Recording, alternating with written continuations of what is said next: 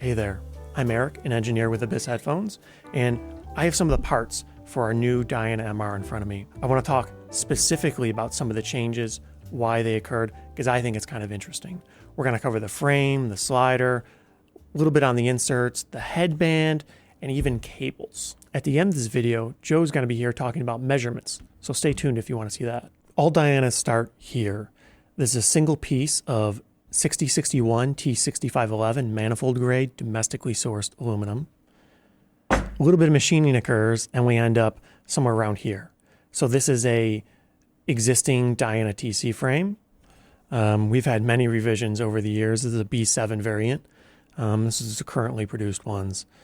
And here's the new MR frame. Similar enough on the outside, quite a few changes on the inside. And I want to point you through those because I think it's quite interesting. The goal with a part like this is always to achieve as many things as possible in a single piece.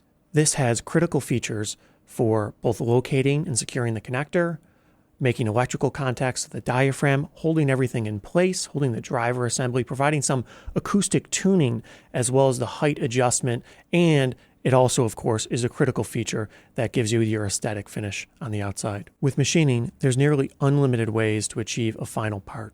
It all comes down to the skill and the experience of the machinist. Here I have a current production Diana TC frame, and this is a new MR frame. Now, both of these went through many variants to get to where we are today. This is actually a B7 version of the TC frame, current production, and this is the M2 version of the MR frame, which is a more recent current production.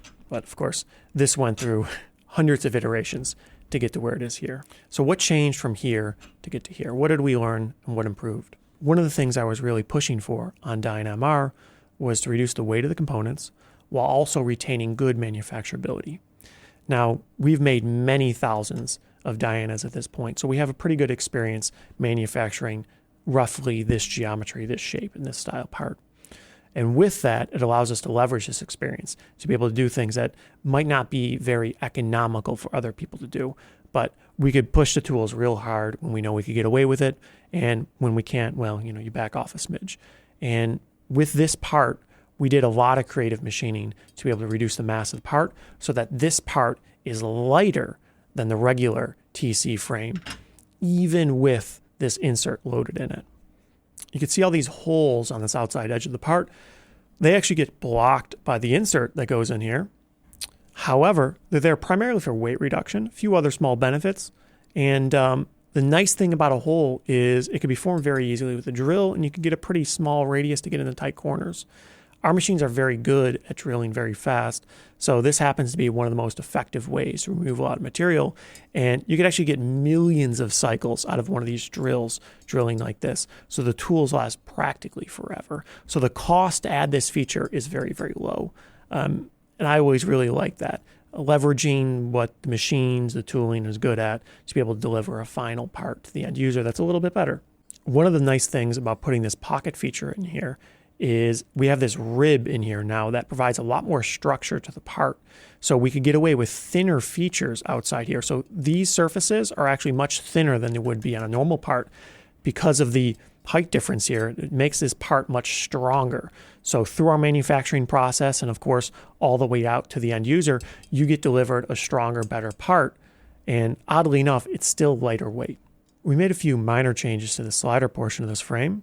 Drilled some holes around these bosses here so you could still get good spread of the clamping load for the back plate that goes on here, but reduces mass where it doesn't provide any structural benefit. Some of these magnet pocket holes actually go into this logo a little bit further, so they're non-uniform depth to try to maximize the material removal and ensure we have closer to even wall thickness throughout this structure here. This slider portion of the frame is actually machined out of a different grade of aluminum. This is made out of 7075 T6 aluminum. We need that for the additional stiffness and strength to be able to achieve this design in low weight. We managed to shave around 0.4 grams per side off with the new design. We're just making these now, so it'll be a little while before they roll out. But added some drill holes, changed the pattern a little bit, changed the wall thicknesses and geometries a smidgen. This slider assembly used to be fully loaded with these disc magnets. These are custom made for us.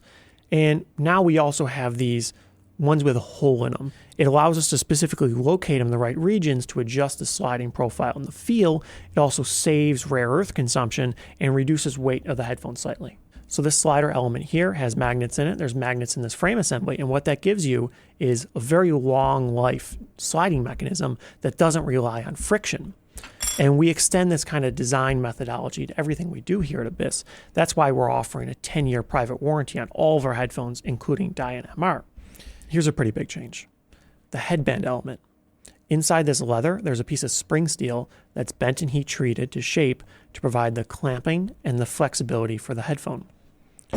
This is what it used to look like. It's got all these laser cut lines in it, and it's got these elements at the end that interface to the slider assembly. This is the new design, and it basically made one headband into two. There's a laser cut line all the way down the center here. So it separates these two sides, gives you much more flexibility, and it reduces the unnecessary mass on this. So this is quite a bit lighter than this design, and it provides a lot more flexibility. It's much more forgiving fit, and it allows it to accommodate more head shapes and sizes. We want to encourage a rich ecosystem for our customers, and with that comes cables. So we currently have a injection molded plastic connector, fits in there nicely, provides good strain relief, nice aesthetic appearance. And we designed this with aftermarket support in mind. There are a few connectors that fit in there nicely. However, we want to extend that offering a little bit further, and we decided to make this.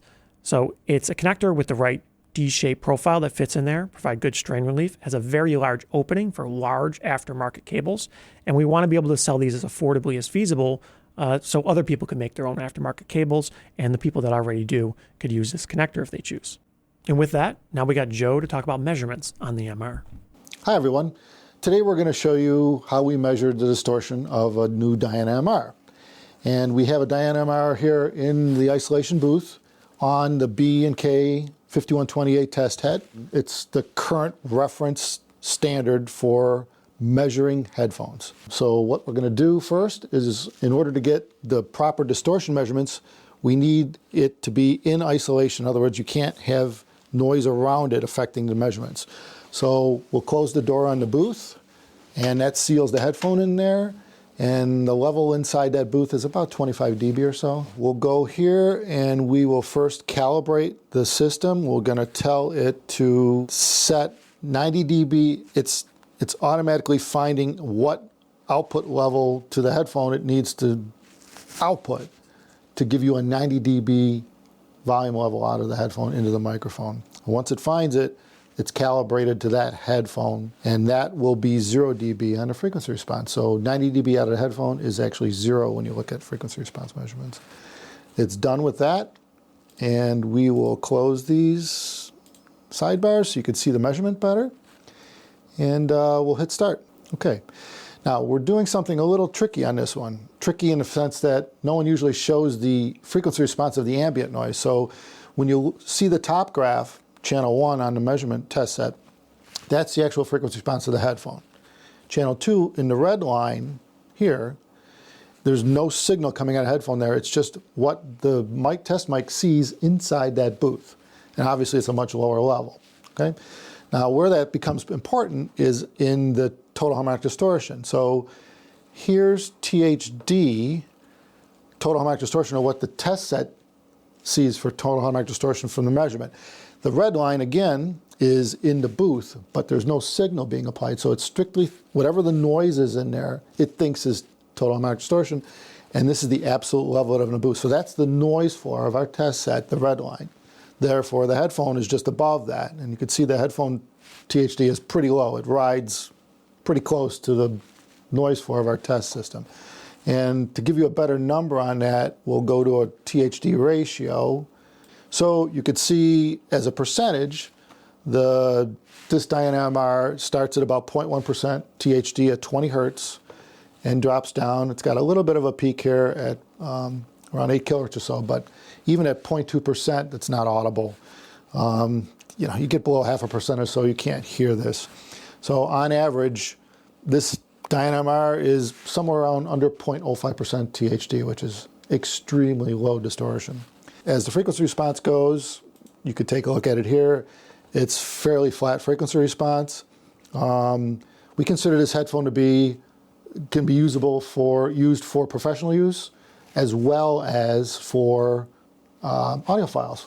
It has a relatively linear freq response from top to bottom, and which would be great for professional use. It doesn't really require any equalization. And it sounds, because of the very low distortion, it sounds very clear, and it's very good, true to the source. So it should be great for all-around use.